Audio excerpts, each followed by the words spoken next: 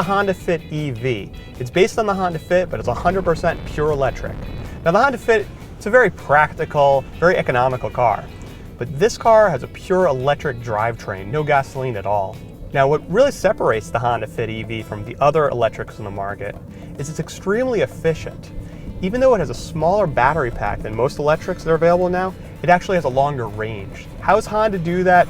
Well, it probably has to do with Honda's background, because they've actually been producing electric cars for quite a while, and they've also done fuel cell cars too. And by having a smaller battery, that means they have to make less compromises in the interior. In fact, that battery, well, it's hard to find. Now at first, the interior looks almost exactly the same as a normal Honda Fit, but it actually is a bit different. The floor is raised to accommodate the battery, but what Honda did was they took the rear seat and they moved it back a few inches to get back that legroom. One nice thing about the Honda Fit EV, it's pretty normal to drive. The gauges look pretty normal, and it really operates like a normal car. You don't have a whole lot of menus or relearning how to drive.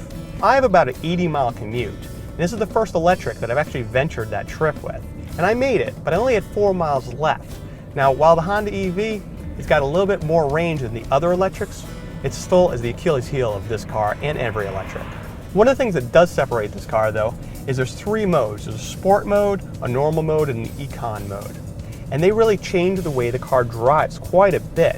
When you're in the econ mode, the car operates, well, like it's got a very small engine, and it encourages you to drive very efficiently. Sport mode, the car feels very quick off the line, but you'll use a lot more electricity that way. The normal mode is kind of halfway in between both of those. You'll probably use that mode most of the time.